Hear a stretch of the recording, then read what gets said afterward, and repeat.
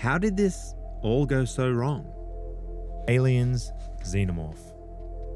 A perfect organism, not born of love or mercy, but necessity.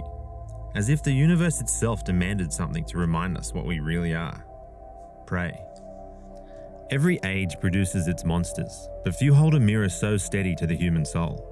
I want to talk about that, and why I find it, in some dark and irredeemable way, beautiful. Before Alien tore its way into cinema in 1979, a man in Switzerland dreamed it first. A man who painted nightmares the way others might paint saints. H.R. Giger. Ridley Scott saw that image and whispered, "That's it. That's our Alien." And so Giger built it, with bone, latex, steel, personal lubricant, sculpting the perfect synthesis of flesh and mechanism, desire and death. But why does it still haunt us? Why am I about to paint it again, as if drawing from the same dream he once had? It has no eyes, no soul, no mercy. Yet it lives with a kind of purity that mocks our own confused nature. Look at its posture, docile, almost servile, like a pet awaiting command. And yet, beneath the stillness, there's tension, a readiness, a holy violence. Even curled in its embryonic pose, it's a prayer to survival. A reminder that the same instincts we call monstrous are the ones that keep us alive. So as I begin this piece, I'll work within a narrow frame, something claustrophobic, something that traps both of us with it. I don't want you watching the Xenomorph, I want you to feel it watching you, in that ancient silence where beauty and terror share the same breath. I've got a bit of pushing, pulling, and noodling around before anything starts happening, so let's stay big picture and start from the ground up. The leg of the Xenomorph and its intention.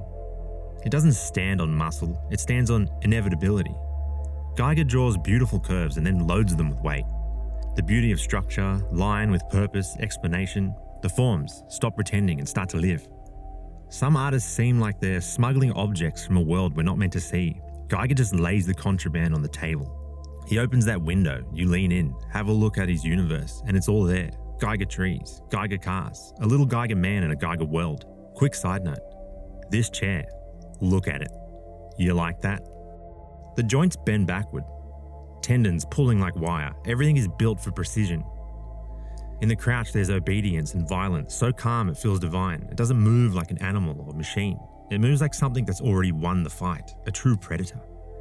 He gives it no excess, no softness, only the beauty of perfect purpose.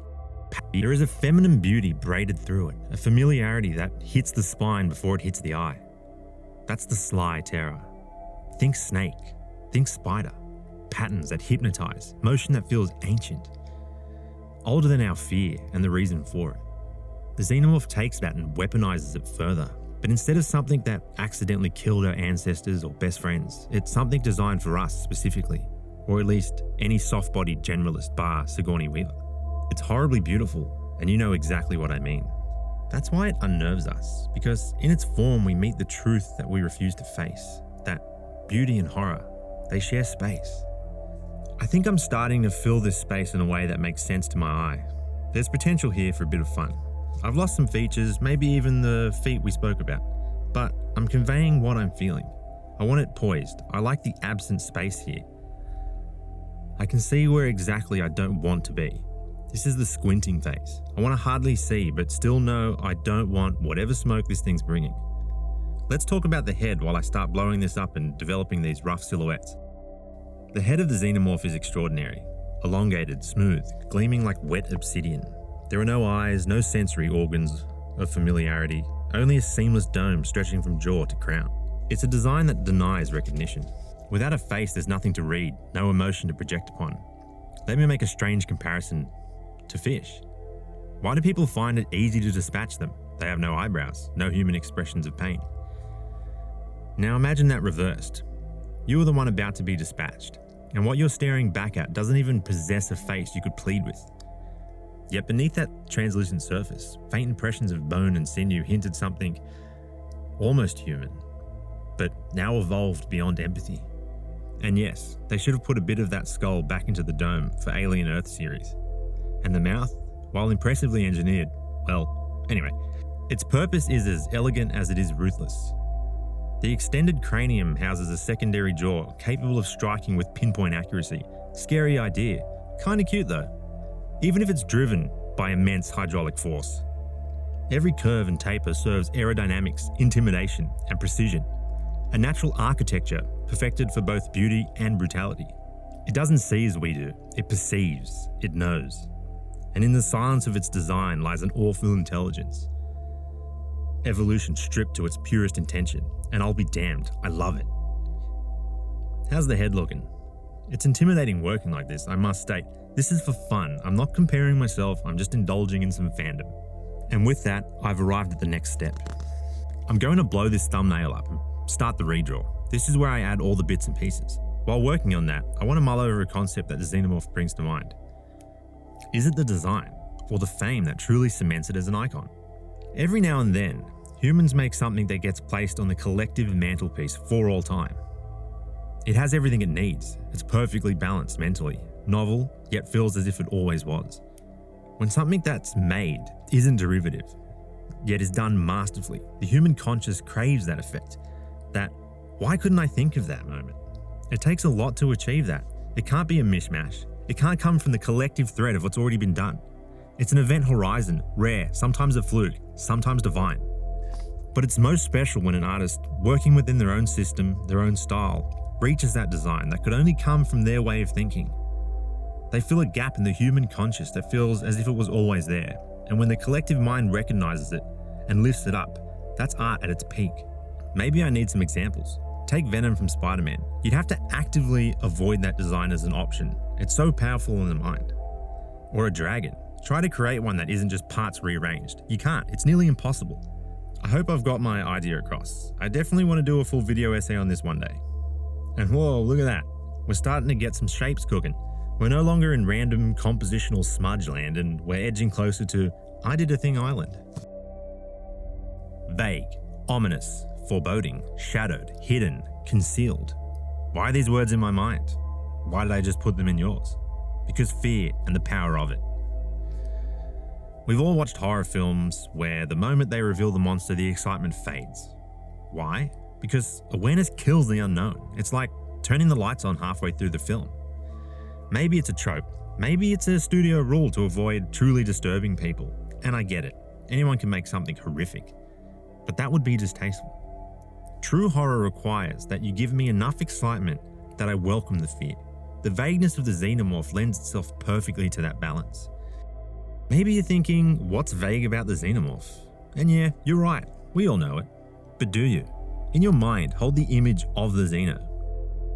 It's like I said earlier, a spider just at the edge of vision.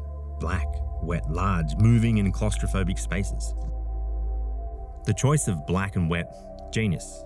You see it in your head, dripping, pointed, flashing between shadows. Its form and its motion serve darkness itself, vague by design. You just assume everything is more horrible than it might be, or maybe it's worse. What's that tail doing? Is it a knife? Is it poisonous? How sharp is it? That's the point. It's all there, but so much is left to imagination. And that's good design.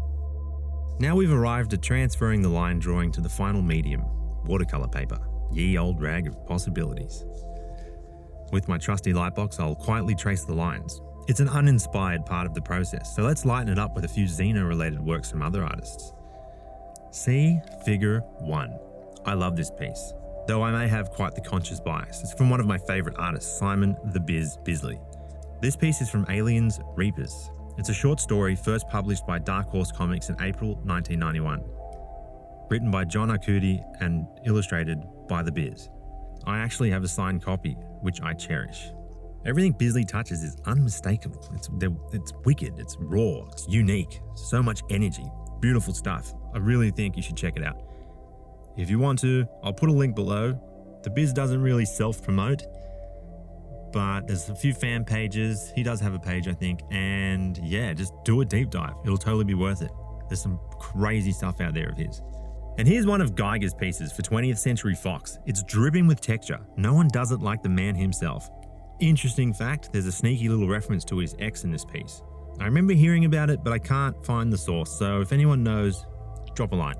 And finally, here's a piece from Tech Nouveau, or Tech Nuvia. I'm not sure how to pronounce it, and I apologize. It's beautiful, a mix between the Xeno and a storm on a distant planet, or at least to my eyes. It's subtle, it doesn't insist upon itself, but it's a beautiful concept and definitely a print I'd have framed. Alright, now let's start rendering. I'll ink, then colour, then paint. Maybe some ink again, we'll see where that gets us. We have to talk about the life cycle, the function of the beast as we know it. Let's just say it's an almost perverted reproduction cycle. The snatching, the tube down the host's throat, the bursting of the chest, exceptionally spicy, unless you're a parasitic wasp. And here's a little bit about that, just for comparison. A female emerald cockroach wasp hunts with precision. She strikes once to paralyze the legs, and then again into the brain to remove the will. The roach doesn't die, it simply forgets how to run. It grooms itself obsessively, becoming a hollow servant. The wasp gnaws half the antennae, drinks the fluids, and drags it home like a pet on a leash. There she lays her eggs between its legs and seals them inside a lair. Days later, the larvae hatch and begin to eat the host alive. First the non-essentials to keep the flesh warm longer. Only when the roach's body has served its purpose does the wasp emerge, reborn from within its carcass. Dare I say, wasps and xenomorphs have a few shared interests. I hate it. I'd already poured hours into this thing. Time, energy, hope. And now here I am, future me, standing in the wreckage of something I drove straight into the ground. There was a moment, right in my chest, where I knew it was over. That quiet, sinking certainty. And once that feeling hit, I rushed the ending, almost like I wanted to make sure there was no coming back from it. Watching it collapse hurt. But that's creating. Sometimes the thing you care about dies right in your hands. Next time, I'm shrinking it down to save myself the migraine. And then, on to the next battle.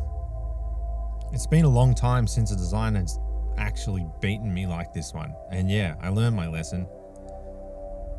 I'd already recorded half the audio, convinced I'd finish quickly, and suddenly I'd trapped myself in a doomed design with no escape. And the worst part? I did the exact same thing on the second attempt. Same spiral, same crash, same ugly ending. At that point, I wasn't just frustrated. I was completely defeated. So when you watch those final moments, understand this. It was late in the day. I still had hope. I had plans for those last touches. And then I ruined it. Again. One foul stroke, one awful colour choice, one moment of overconfidence, and the whole thing was gone. I didn't have the luxury of doing it again, and honestly, something in the foundation was wrong from the start. As I peeled it off my board, seconds away from scrapping the whole video, something in me steadied. Yeah, I was beaten, but I wasn't done. I'd been arrogant, thinking I could hit record, breeze through the drawing, and everything would magically fall into place. I was wrong, and I paid for it with wasted hours and bruised pride. So I shoved the old sketch aside. There was no way I was staring at that failure for hours just to blow it again. So the next evening, I got to work, and for the first time in this whole mess, I actually enjoyed myself. I ended up with a piece I'm genuinely proud of. So here it is, attempt number 3, The Survivor. I thought about pretending the first two never happened, pretending everything always runs smooth, but that would have been a lie, and it wouldn't show what really went down. So here's the lesson. Never again will I hit record before the final piece is actually finished. While I grind through this last attempt, let's go back into the topic. The Xenomorph has appeared in 9 films and the TV show Alien Earth. And I can't even imagine how much merchandising there is out there. Oh, and Alien Earth? I loved it. The Oculus was a beautiful contrast to the Xeno. Adding creatures alongside it was bold. But that contrast, great and horrifying, versus small and full of potential. That was a perfect way for them to share the stage, and I really appreciate what they did. I also really hope they pick up another season because I need to know more about this eye. And here we are, nearing the end. Artwork almost complete.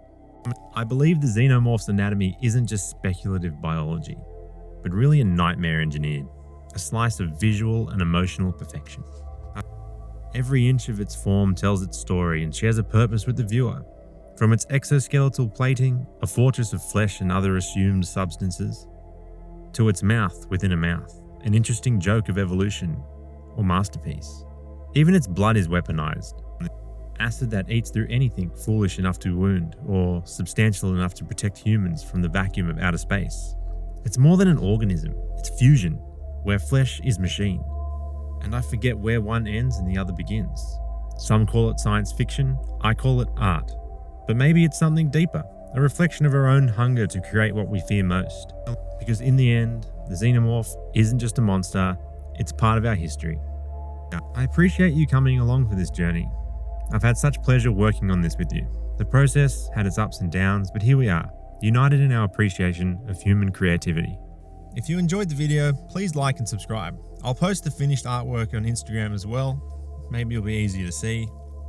I'll chuck the link in the bio, and I hope to do it again, but a little better next time.